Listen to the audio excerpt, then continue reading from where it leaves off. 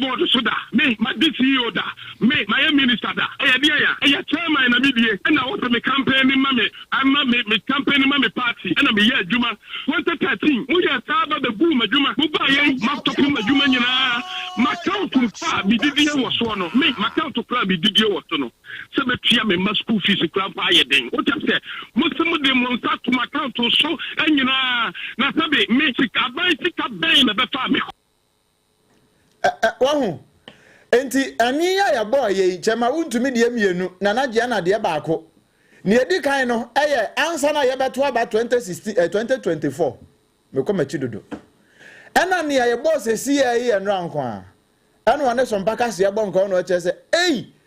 busumi nsia kɔ ne nso panie no wanya Ghana ni bio asam no ebokotodwempa ene yemfiri chema wuntumi ya ene sese de wo yeyire ye nyina wantumi anya akwanwa na ma so na sesei ene ma bi kɔ so wo se ba bi adunu de wanya Ghana ni bio yenkɔboro mantam ba bi SOMPA 98.9 wo no National Health Insurance Authority wonom aye adwabo dwumadie bi na se adwabo na se na wo mo pani na otua wo ma no se manager ena na wo mo gya no kwan esan se pani wo mo de ne kɔfra mantam am wakɔ akɔtoa na dwuma so wo ho na akwankwaji asom na se ena wo de to so no wa kye se adwuma ne de wabɔ pa na bo a wabɔ nyina no wontenai wo besan so akɔ na wakɔ akɔtoa so bio e ofra mantam nte wo de akire egya wo mo kose na gya wo de gya wo no mu nyina no enisuade hunu papa reset agenda no eno ana wormo kwa akotoa so na Yera Joseph Mensa bra wo beko no ensem a wode to dom na nimdwini. Irrespective of the challenges that we have, we're able to sustain universal health coverage, which World Health Organization is envisaging around 2030. For this, our region, we were able to achieve that and achieve it collective. I think it's a very good thing that it's a joy we need to celebrate. Beyond the whole world, if you pick countries, Alain Rwanda is just making a significant inroad. But if you take Bono as a unit, our performance within the whole Africa is unique and we must sustain. All this effort is because of you. I'm just a leader. If there's no unity, if there's no cooperation, we cannot get to this level. I just want to show much appreciation for how you supported me to make Boone proud. Ora Joseph Mensa, kane Bono Mantano, National Health Insurance, in here, wono manager. Na fofra wo ba no, ora Isaac Kamponsa bedu, and wono so che say, somno wombe sompa no wason papa 106. I am honored to join this exceptional team and look forward to contributing my best to our organization's mission and vision in order to bring a reality to the beautiful vision that we all have. I want to assure you that I am deeply committed to our goals and values. My vision is to drive excellence and ensure we always push beyond our targets through discipline, hard work, and innovation. I believe that together we can make a remarkable achievement. Teamwork, therefore, will be the foundation of our success, and I'm committed to fostering a collaborative environment where everyone will feel valued. Ora Isaac Kamponsa bedu, National Health Insurance Authority, Bono Mantemu, penimpa fofora wo mode naba nene ne eti. Na Active Life Dietary Service Limited adwumakuo bi a eno no wanom ehye apomudene emunsamu ewo Ghana ha sei ankrankra nwumakuo ni bia na opani kwafabai Dr. Maxwell Adom Divine na ne sadia wawura yi enna adwumakuo empanimfo ka wom ho bomu health screening ahodo ema Ghana de hye no aya na enika na ematam du nsia ni ginada no kamia yese wanom akoho akwa ye hwehwemu ama de hye ma wanom so ehu ekwan a waso mfa so didie ekwan a waso wanom fa so etu anamo exercise ahodo wanom ye bie na wom apomudene etimisi epi esita na mu bapie mu ewo nkrampumpuni mantem hanmo a ewo abra Apostle Dr. Oko Hackman awano oyo pani kwantrafo a wada asori no ewo achimota important honmo na wanum ebapie mu na kyerese wamudi free screening ehye so ensore ma afi Ghana de hye nkrampumpuni mantamfo achimota ma wanum nyina agi twi ene trede ekopie momom hwehwehwe wan mu apom ewie ye ena SOMPA kase ene Dr. Maxwell Divine etwetwe nkomo emode na no disam etudwa ana afei butaye titiri ntia wan mu gina so ema Dr. Hackman Oko efra wanom ema won baye sa free screening yi bi ema wonom Dr. Maxwell on motive na said ye wode na no disam eto SOMPA 106.5 yama ne boy nim no sei ene koy ye papa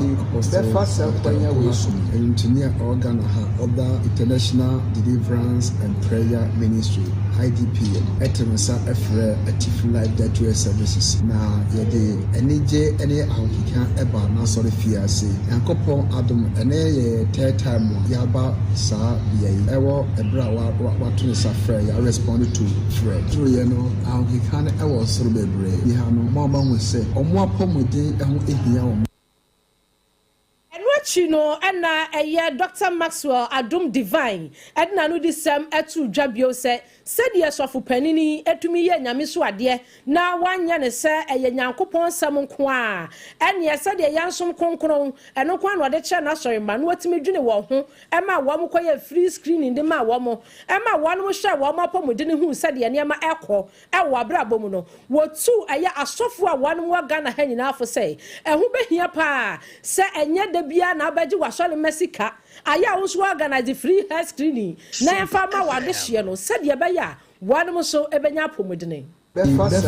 kwanya we so atu sorry bebre efo se ye yankopon adwumade na yankopon ye yaresafo nti epepe no e wo se ye hu ya sore ma no fo se ya pomodin enya ye brepi no ye bompa ye hohomu asemu but ebani padua no so a ye na Christopher bebre ye boye ni agusu asofo bebre ye bre sore ma bebre ye bre but ye mfa ye ni enko ye ni padua no so eso ni padua so na di ye ko na di ye ba a pepe no was say among some bebrayama yani eko de ye no eso efa ya pomudi eho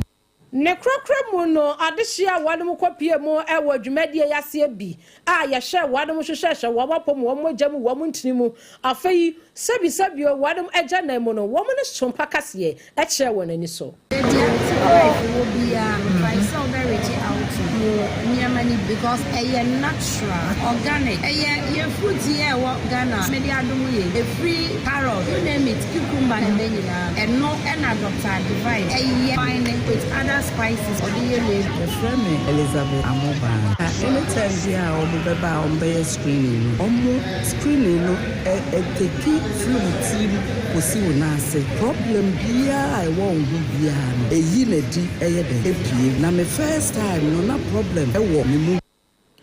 Penny for one kasa ye ayadisha one kopie mo ewo Active Life Dietary Health Service Limited edwumaku one mo shop mo dene eye free screening ema adisha ema one musu hu se wa moteapo ese wotepa ewo nkranpopuni mantam ha sei no opani kofa bai eye Dr. Maxwell Adum Divine ene wo ne yen etwetwe sankomo yi na yegusu ejina mu ewo sankomo yi emu de yenwura mu wa apomdin no amu na yemfa bintu aso emfiri ha sei se hudwaboso aban adwumakuo ya ono apomdin nsam so e won potam ho edi ensem bia betu dwa kire se titru pan hypertension yade no yade asese ahwehwe aso ebokro pa bokotodwem esanse ukaka wani ehwe oman yi mu pa titru a ayade a agye nhini ye pa nanso won ma yade nyina hyehye won ho no yade a won kura mpo ubusa no a eya na mu fakase na anim mpo wo kire se wobi ho a wono ankasa no de wonim sa yade we wone so nanso se wobekọ ayasabia ne yade na to aduro so ne yamanagi no nkakra na watimi asin dada mu bio no konkokra afei enuane ahodo bi a ense se woni di kura mpo a na woni di sanso no kura mu ayaresabia no nyade a wokro ebi nso de yade ne hyehye won ho nanso nyade a wohunu na wo kire se yade no ne fare bai pa no ne yade ba se ne yebe ya ahodaso ne be menti yebetimi ada ye ho so no se ne wo ka no ebi wo yare we busu wi na se blood vessels no stiffer mama pressure na increase na wo yare bi so ha hypertension by one wo hypertension obusu mu a ubenye bi na besu se wo ye kasi bebre a wo ye kasi bebre so ha enso so hypertension ba na ebi ani die mu se when di kama because kama they also would di a balanced diet which make us a balanced diet so when di bisa na se bia wo dey na wo di no enchin wo mu bebre angwangwa wo mu bebre aha enso so mo de hypertension so ba na abusia eni eti ye doctor Clara Mensa ya wono eda se hudwaboso apomdin aso ye no ano e wo mfimfim ho no owie ye pe eno wa che se afutuo bie ni ho e chen saji kodidi nanso wo wankwa na awade enu nti Ghana fo a motie enka no ya monye sa de wi wo wona se obia approach you say don't check bibia also was so bad because all our health facilities so your point of why you screening nti wo wona se bia won show bia say oba be screening wa was so bra na yen screening and there ye odwabusu nti ye betu ye hu so egu market ho no bi ho bia so ye be screening nti hu even you okay ya ye be man no advice and say check Western North Regional Health Director Dr. Paulina Clara Mensa na no disem no yenya free Western North ho ma yemra ahafo no South West constituency ho na no so mede wura yo so na na matrankonwa ho na kura friend semfo ani nto animu awano ewo no na wo mo bodwa se adwabo na se na wo de aso ebofom na fe wo no masi suku adankura be sensia eno achi no wo mo de school park aka ho ene ba bie ba se wonyefunu eka wo mo a wo mekwakoye ohun yie wo mo de no aka ho na mu ena wasona manyuku no tetenani a wada no na bedi akire e wo mpotem ho first vice chairman edema NPP e wo hafo no South West chairman wo suba na hene ede beto wo se ye kan yedie safo apa ye di firi ohiam ekwa eye ngomasua ne se ho ntia wofo e wo mpotem ho wade papa bia wono beyo enema odi besie mu nsefum no enya de ono besie nkwada no wo mo da achim e wo ngomasuam oye wiwa omabra nyuma foa ofiri akropo daba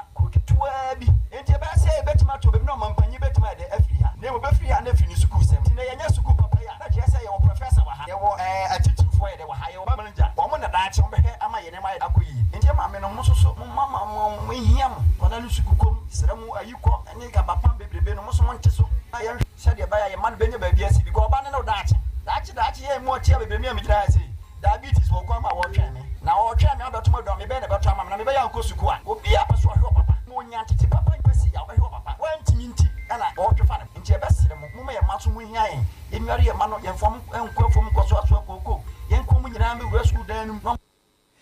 eno ye titinani a woda wosona manyoku no ano wo ya bade akire first vice chairman of NPP afano South West yewura chairman usuba na hene ye bonomra ne se general mosquito wonne kasa ye afi yewura dwadam na wotwe nyina mu nsem France ni a wotie yen e wo Paris Adamfo pa radio de obekam na ate ase eye landi edwada na dwada no mu na suani bia wodi tro kokoshe ne lokam e wo se chirichie senior high school ye wa santimantam mu kese empenimfo ekobo se chia wono mu huye na woda no ma posifo no se de na ho nsamtie ewie posi penia wokọ asantimantam wono na ni amansan di nkita ho yewura ahianyo wo boss de ensem ni si ye nyina so e de kire yensen twrofo akwala wedi 16 years owo form 2 or a border as part of school no a routine search no na almost search student dormitories no in the student dormitories na almost search no and na almost male dormitory and as part of searches no mu say a locally made pistol e share baku eniomum nti ma almost no e de ne ba school administration e betutu na no na mu na obo the stepfather din say the stepfather tuo na okokofaye e de be school no reason na odi ba na de wontumi ankyere na ma school authorities ni bo police mo tapo pankono ama nema police wono kofa ewie ye no na yewura deputy superintendent of police yewura Godwin ahianyo wasande kokobo we ekomo awofo ene ahwefo nyinada. But let me send a strong warning to the students who are doing some of these things, and I say, "Omuji chuchu kuko school na really them don't show one. You do better than this. You do better than that. In this obedience, me and we are students. Now why did they go for it to be their school? Why is someone one shiny and brass so one? We need engine. We are some of you. Jeura DSP Godwin Ehianyo, one any amansan din kuta homa post sadon was antimantemo, and ate say wakasai eyajuada.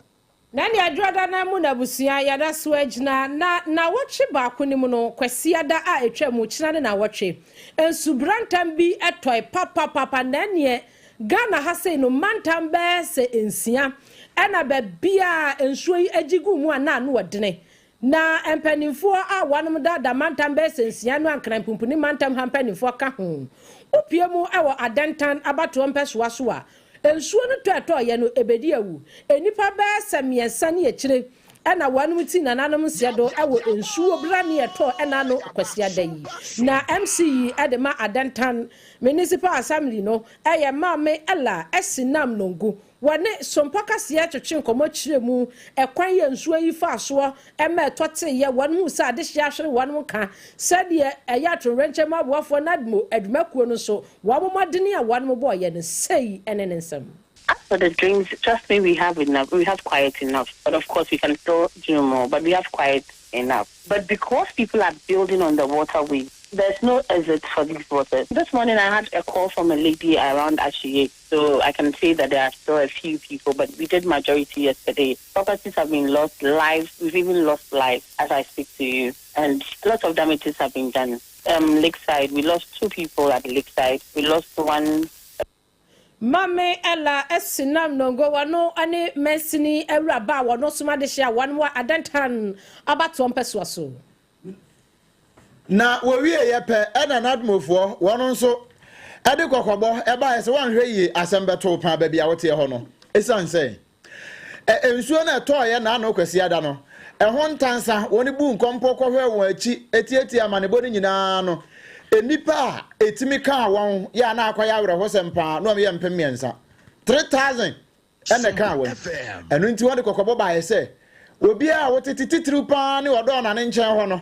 ya ene efa hwa clotically ede kofa ni ejetawia wo mfifi ho no a na chesa asem no eye kese pa nanu enu wane SOMPA kase bonka no chese enipa asade we nyina ka won no woni nyina so ongusu a wo ye ni obetumi bia aboa se na be ya ne nyina betumi akototen ede ama won na ne nyina mu no yen ayam potem ha dome ha mpo amane ba ya te ye mpo kire se nipa baako ehwere ne nkwa ewo ho a eye straight pa ya nipa baako hwere ne nkwa na asem no eye awre hosem enu mu afeye bu nkompo nyina kwa hwe ye nchi no ne ye hu ye ene se nipa ba yesem yensa de empotam eye nkramantem ha se no woni nyina hwere won nkwa na akwa ya awre hosem pa ewo ha enu ti abusia sa join ne ye ewo Facebook no so a eno na da so kama pa ya akwa ya awre hosem na manfo ase epo ene woni dwade we ase o mo ko beach and when you did saa no na when nyina ya amanebo a efri nadmo we ye atorenche mu aboafo wona kire se ade esi ye na no kwasi ada no na ya awra hosem pa ya awra hosem ye toa so hyanen so se wontwi wosi aka ho Leicester Company Limited womo toothbrush friend say yas toothbrush ene ne paste a ye friend yas no say ye total care ne heba no anasa whitening ene beboawo na watwene mu joada ena adaji Mahmoud Bebo Baomia doctor wobeka kire titiri no so no mane se wopa won mo chew pa se 2024 aba no won mo to ye wantimi anwen na wolusu yi makonwa no ekodi kine yensem emfa ho ni gidi a na wo mo wo ewonumu nanso se woni mo hwegu a ena hu ne hyehye wo mo hyehye won ho na 2028 wo mo afama konwa no e de abombo. There's no doubt, as Chairman Beno also said, that we didn't get everything right. MPP did a lot of work. There's no doubt about it. But we did not get everything right. We got quite a few things wrong.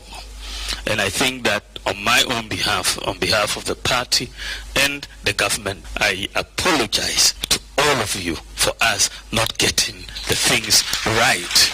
that we should have gotten. Any awoti ye ni mfoni a yetwago e Facebook so nya ma ho aye SOMPA 106.5 FM kan ho tumiri kanabra na na wotwe ye mu ye di sie no ene ye di video of the week e betwa no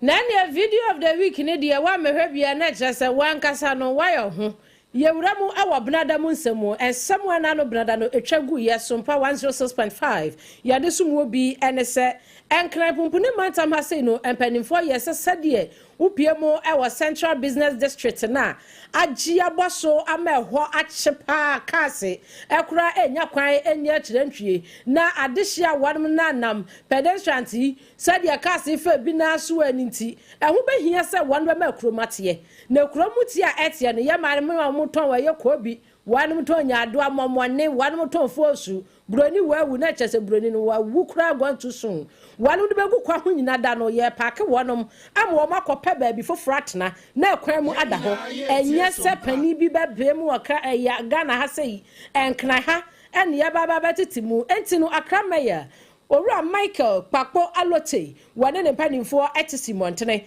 ena no brada ne ane pani kwahwe nyasam ketewa na ne wo de wasoa ne mama na esoa de wasoa ne je na esoa SOMPA kase ye ne twetwe komo asei ene koi. As I said, I don't give promises and I don't stand by the promises. Whatever I say, I do. So what I'm saying is that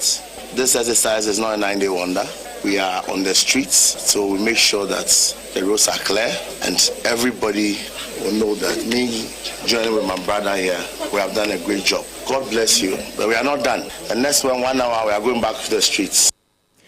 Accra Mayor Owura Michael Pakpo Alote wano ene SOMPA kase na twetwe komo ena no brada exercise ya wanom ede so our Central Business District won kana hase no na yegusu gina mu brada no a brada no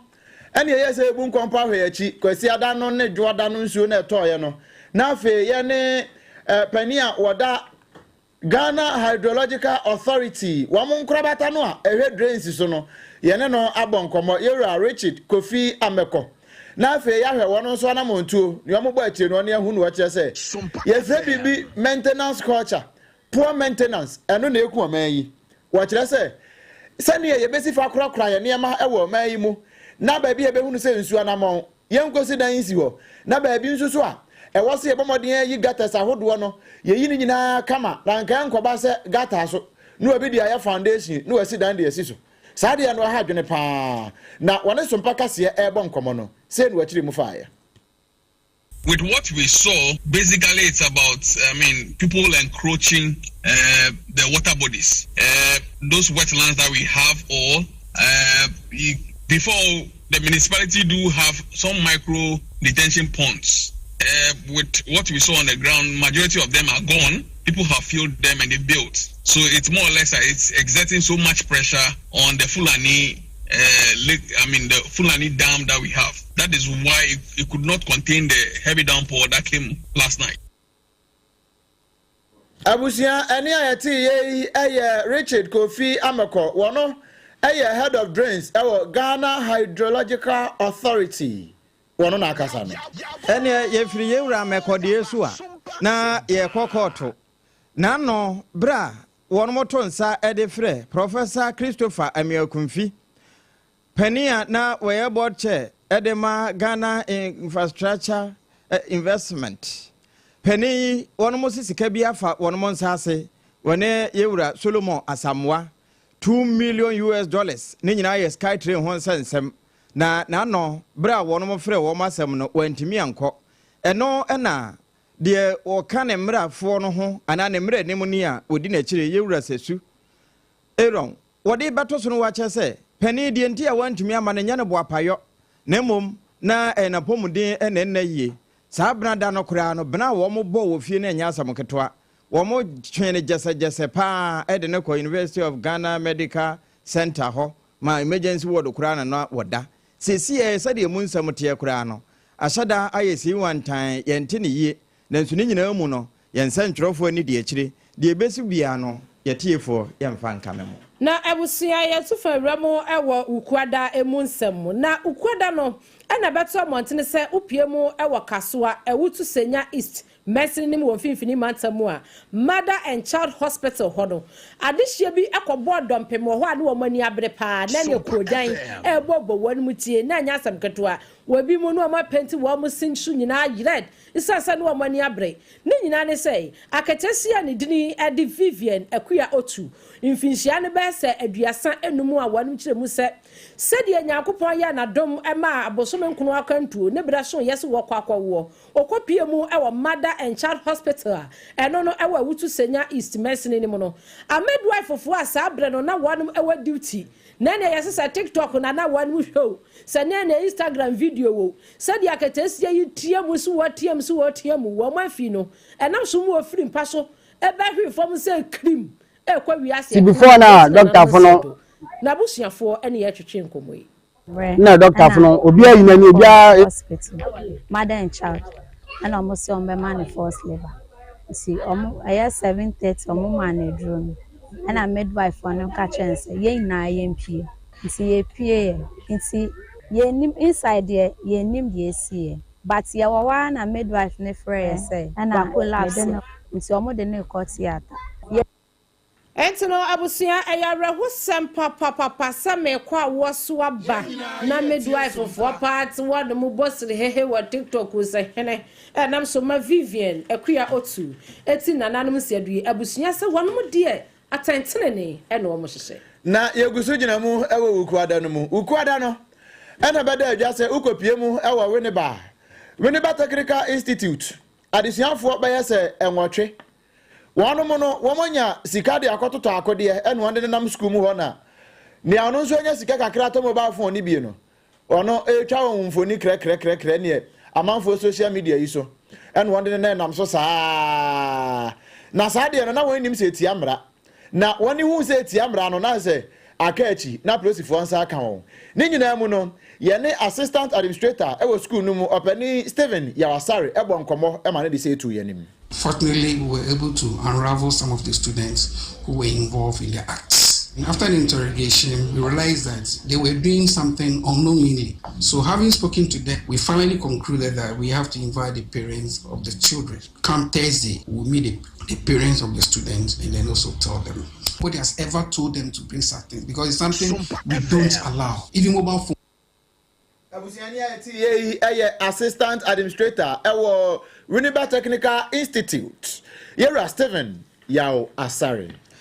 ene ye firi jasare de ho a onua ye bekọ ya wada na ansa na ye bekọ ya wada no meka wo se Leicester Company Limited wo mu ne kuta yemu ye anwumre ye de nsem no brewo na ye de na awatwe nyina de epiapia wo na fe video of the day wo de bi twa osenko ade a obetimi asere mfa ho so wote badwam ye wo total care wo ho ene ye wo yas whitening ye wo yas herba eye osia chinam ne yie semporo ye tu ase enum kankan de ebo no gara we kura de to baabi na ode ne bro so no ka ho de a etese wakuma wo no watwa ne ti de aka eye homa baabi eton ade bia provision stores ahodo ura ho a toothpaste no yas brush no yas no adin ene ye bo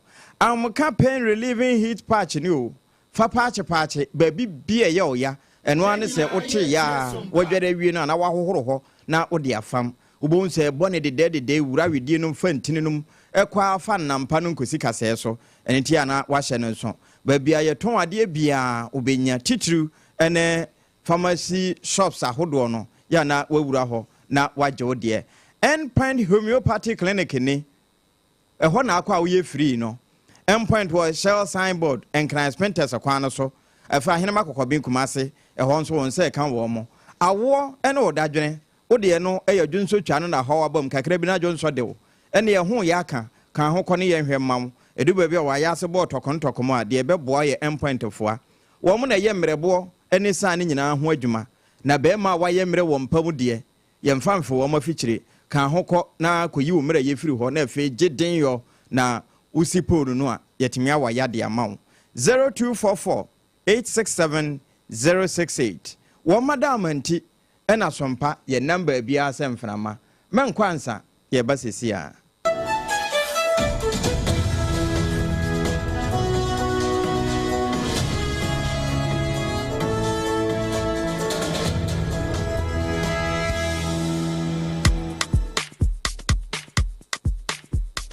Kweku,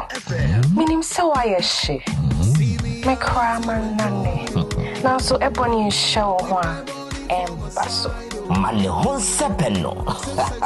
Ebony Condoms comes in different flavors and available in all pharmacies, chemical shops, over-the-counter shops, and pubs. For bulk purchases, contact 055-230-0075. Ebony Condoms, Ghana's most pleasurable condoms. Make it worth it.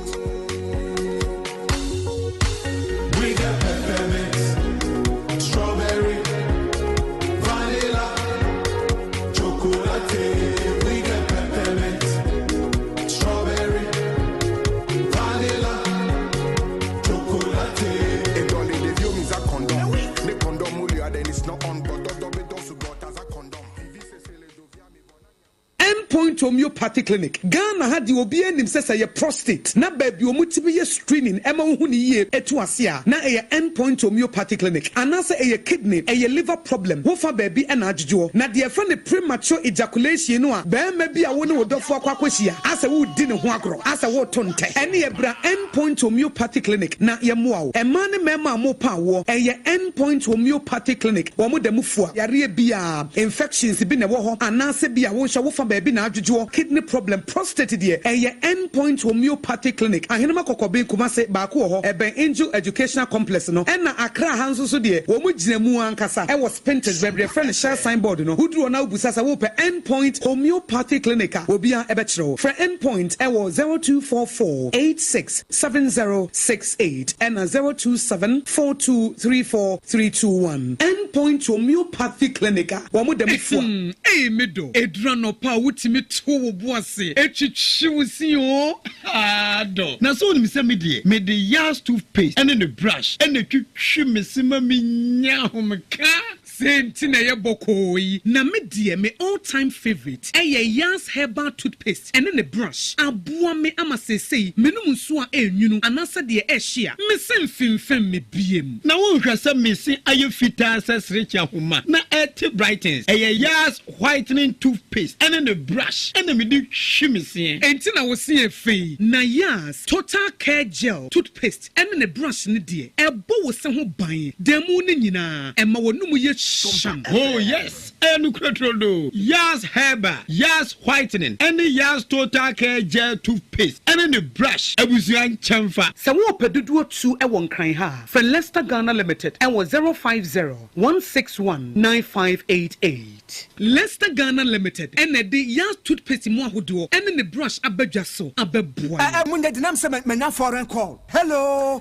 papa, what do bad to be a new se me feel London eko US o na no kra wo kura fra me bo mamania na papa mo hot say awurade aduma haboko na kujejesi eko bo sempene mo de woton wadanse ho niam no nso wo hye ho de wo hye ho eko ba mesi wo bo aduma kra sre kane no a na wodro US won so manfo bo ndin sa na papa US hakura de na kujejesi company limited agi ba bia wo Holland, Germany, France, Italy, London, Canada eba adanse ho niam de a obia se na kujejesi company limited na matese wo bie de pokesie bi e wo kaso a ho na wo bia koto adanse ho niam na eye no kura papa no kura pa a police station in Chenhua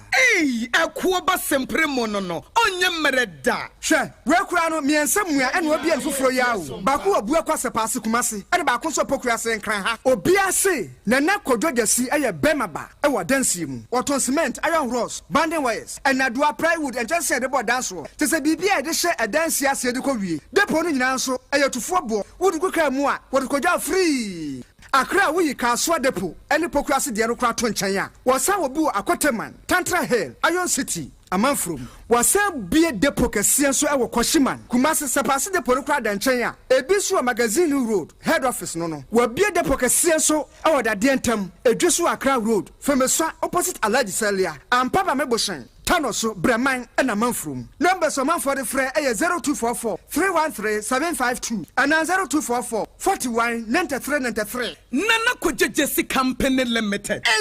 A Kuabas in Primo. Brand new. No, I didn't tell us the friend of Ahumeka hit patch. So what's young? I won't baby. Now they are Tanaso. And let's say, what be Nadu Bra. We see a pain. And yet, sister and I ask the arena or the hono into where the fat on air. Sister J. Ahumeka hit patch. I tell you, I ask. Name a few minutes and you're ready. Bra. and you miss me be power. After construction, yeah, not me back in the neck pain. And no, mamma, papa, and you could see arthritis, anybody pains. And yet you must say, Ahunka heat patch. Hey, bra, Ahunka heat patch. I had my power. Me feeling heat to be a bra Mediterranean. I feel pretty, I will be more. Please not to me cry. I told you so. Say your back pain, waist pain, menstrual cramps, any arthritis and quadia. Use you Ahunka heat patch. What the herbs and oil, that's a ginger and cinnamon, and I at a phone call Alpha Duo Pharmacy, Origin Chemist, Pharma George Accra, Palace Pharmacy, Accra, Buakwa Pharmacy, Takrad, Knock Chemist, Takrad, and Malarigo Pharmacy, Tamale. Maybe I 0599 802297. FDA, Ajidin Kratuatu.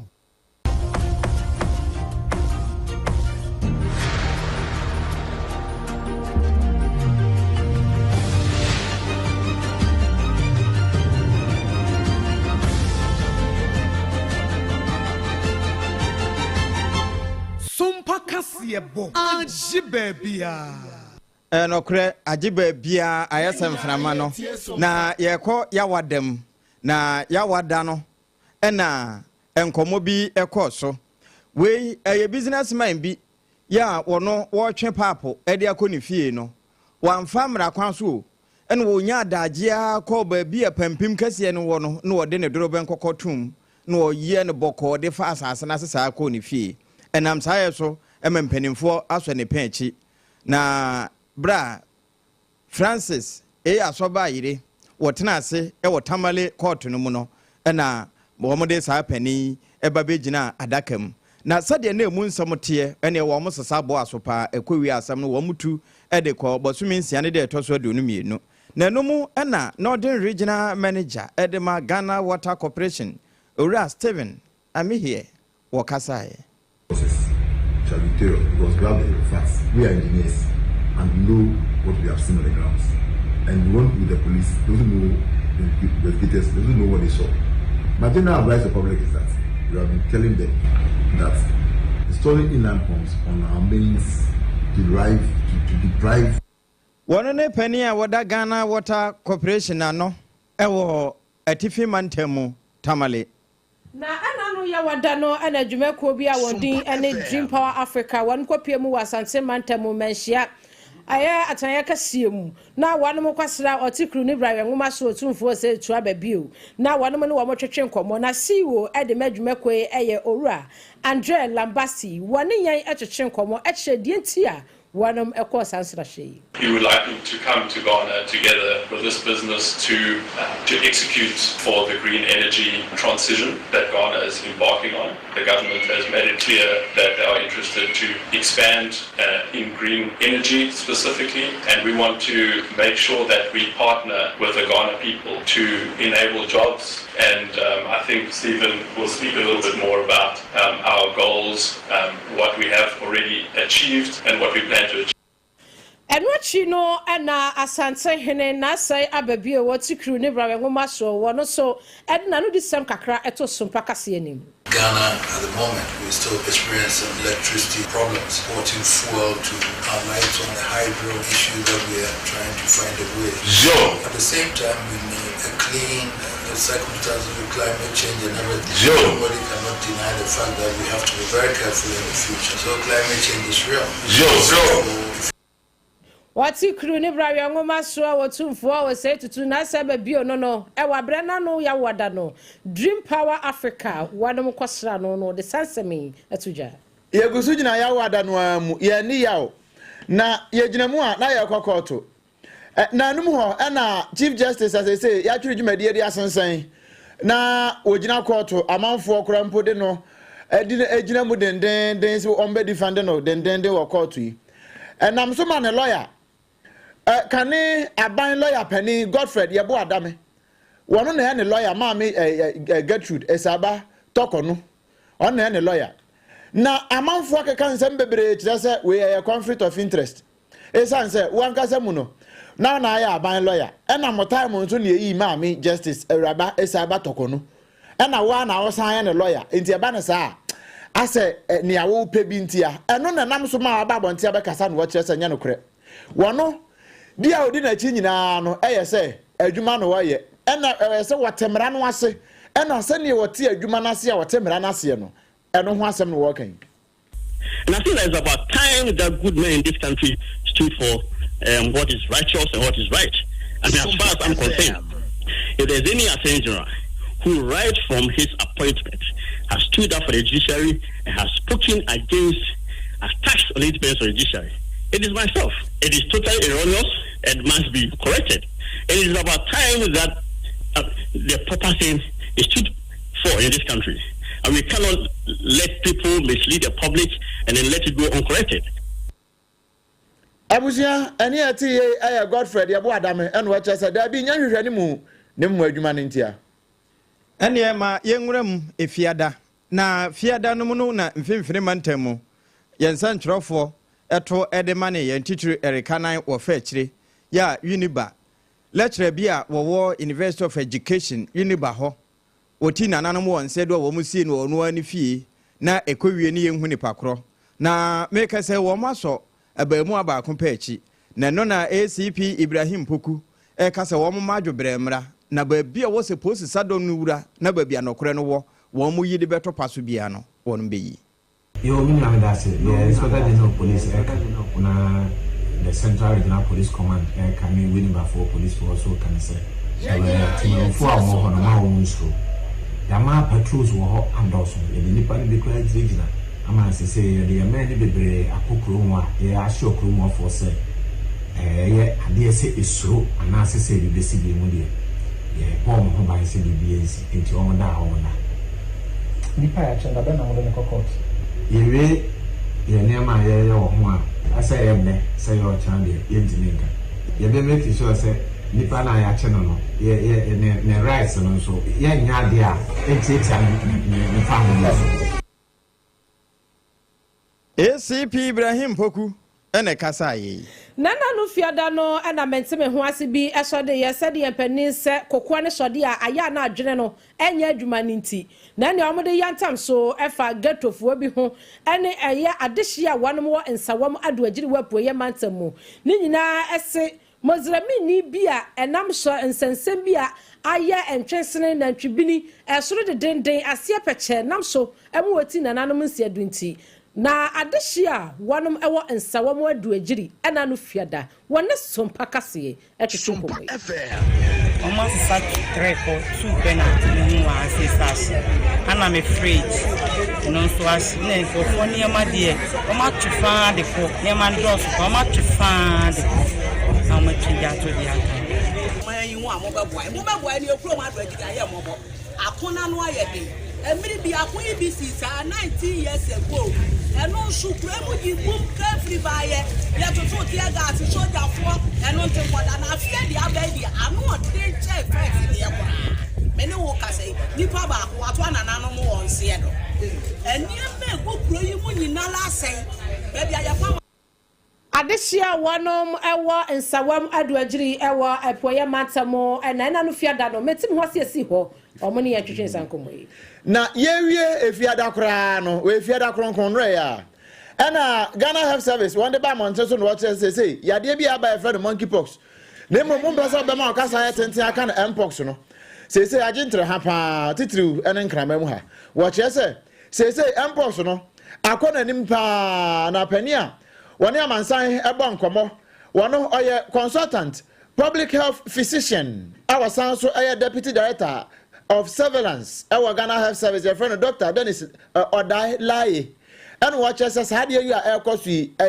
ahodaso ne bemanti Ghana for muntie na monshanenso. So we've had over 100 suspected cases, and it's out of this number 2 regions, the Greater Accra region and the Western region. 4 of the current, and then the Western region also has 4. All the 16 regions have suspected cases. And so it means that we are looking out for it. And Mpox looks like other diseases, chickenpox, for example. Abusia Dr. Dennis Lai, or Dai Canadian ho, and watch it to Musa Pepe no. Now, after joining our Facebook, we fatu su fu Facebook and our YouTube, no so no Facebook, I SOMPA 106.5 FM Accra. Video of the week. And that's no. Now, we no men can want them. Odi abrana behade esisi a behade. Behade esisi a. Oba SOMPA 106.5 FM Accra. There be any wrong. Mo fenwa be any pepe. SOMPA we know who your friend say ye two for now ante akwante ade. Abake. Powe. O da yan kan kire ye tiefo na omumra Facebook. O de be ha de sisi ya. Baby a wuti yan ka firi bia wo de bra. Facebook no so na de wan kasa behwe firi gadochi. Wani sam na wan kasa nso wonsa ewo hwayi ne watwero. Se we na yeswantie ena wonwam na tikon akoye po eya SOMPA 106.5 FM Accra ewo Facebook no so na bra na behwe asa de apa modu to so eya ntambi se wo brempo asa de to so ntam do there be near perspective for ba nti anya wa momra wo mo ba wi a wo ma bio wo mai wa so data enso ba bia nam no wona nam nkwan chen yan fra night ken for no momra sisi a 106.5 FM Accra wo de ko ba bia kurukuru anu wona search bar ho no na wa bo e no na SOMPA mo na wa tentem na fi wa ko numbers 106 no go full stop okay now the 5 na ka ho uwi o de uwi okra no abeba unya bo SOMPA 106.5 na wo ba na fe fa FM na ka ho mo na tentem tro ACCRA Accra we nyina nso na do adwenkyere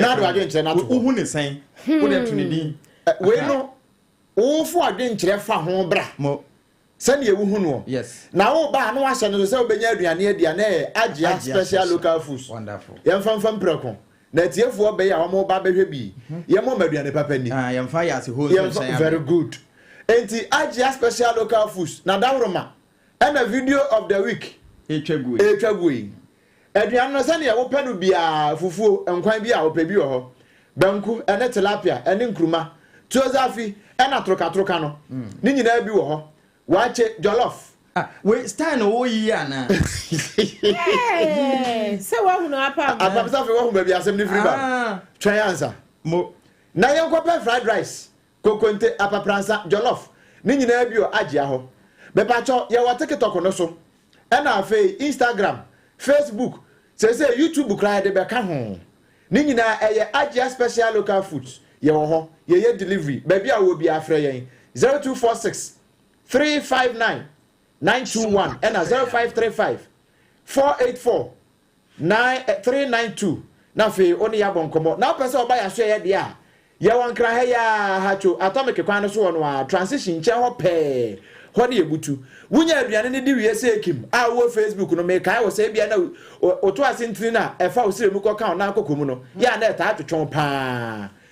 ba bia ye ye hwehwemu ehunu ye ehunu se ye fre bibi siateka enye nipadin enye aduane me pa cho enye duro siateka na enye duro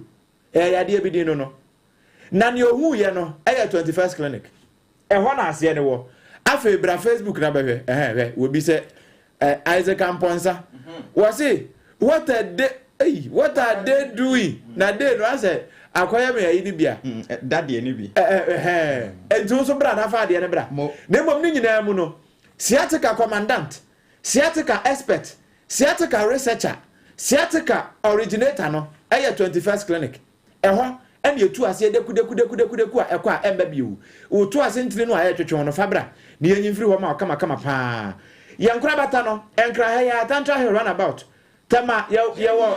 Roma so da na chi ho no a ka so a new market obom kwa no so ye butu ho kumasi ehwada braka ba bia SOMPA FM wo no hwa na ye butu osunya no so ye na regional hospital first gate e de dia nimhwe tachimai ODN bank ho no a edan no ho na ye butu afi nkezi nkranza no ye ba children's park ho e na afi takwa ye ne Roman stores e de dia nimhwe takora de nso so afie kuma number 9 taxi station ho no a ho na ye butu brekum so ye butu ho go so obo ase ba bia ya to yankra bata no apeten e wo Ghana ha me pa cho ye numbers no sanse ye adwuma papa ye yenti ye nsesa no e ye 0540 311 0540 311 now ni ye abonkomo bra Facebook ne so na ni ye monkomo na Facebook no ho no ano haksa capsules and the mixture no wono so aso yase ne kama ya wodi bi eboan we eye osa ne tamfo no enya na ewo pharmacy and afi heba shops nyina mu wo apedo etu aton ya na afre 0240 238 310 and afei 0203 822 855 sanso ena nana kwajo jesi company limited wono so e de adansie ho niam nyina papa ne binom wo de abesom yen kama efri nia wo de hyase e de ko se obewie no nana kwajo jesi company limited na kache ene wo udi gu kan wo so a wo de koja o free ya wuntu ahyentuabo bia wo Ghana ha ba bia ne number no eye ba ko pe wo be de foforo ma wanye enu nie eye 0204 355 040 0204 355 040 na fe one no abonkomo afa na wan ba Facebook no so ai wan ba enti men kan messages no wo ma edika no for ndie boboso tew na na kwa ma gbaten was say kudos to responsible drivers ya wono won atete won ka ahyentuade no so no wan ya ade pa nyakopon hira won nyina ami Rahim Rankin or say ebra ni nie it is a time sabre ya na yetie best news e wo wiase won dey say wiase de no yetie no e wo SOMPA 106.5 FM Accra wo say bre no a apam dada adepa ya wa brempon ka ho won ya trase no won also hwe ne live e wo Kentampo Tagwana City waje agina mu ho pa wo say ba still waje agina mu nyina Dr. Baumia wentimi anche dollar ne de no Brad Jerry so about sweet news as always and now Isaac Amponsa said now we dear one each we a Rambo style and I said Afeja Chemuye as a woman yi style Afe na me birthday as a woman ko chains no once I will as a woman ko motor chains who have video ni ya ho Emra na ka national security fu ani mo anka motor fu we ni ko fa mo ko chama wontu o peja ni mu no obi so etie kire na mo peja ne mo enti de o san ho no ma ne won sa won be yie se do si motor no kofi ani yie wa hu akire na kwa ya reho se ani minute o kwa ya reho se mo se na ma di asem na nya ya be asa ade no ya critical I critical pa so motor ni na atutu nipa na so na ni tire na pa se watermelon no yankwa ni Facebook for my idea ya kasi e be di adwene da chi e be hwe fra mani ma memfa manfo wo mo de birthday ni bia fa Facebook no so ye ntwa free hotel na we ya japi apam dada triple A mine was it SOMPA Accra weekend vigorous news ajiba bia happy birthday triple wine no en confirm former MP ewo NKZ South Nkranza South no acho ne sa no ye friend no honorable Charles Kunadu Yadom ono ne nko ani din no esa ya mrane Bema Yusuf no enti wase honorable Kunadu Yadom happy birthday and confirm and afei honorable Ameya Shafat awo ehfa atuna wase en confirm no abake so temensa benkum so wono so aba wase k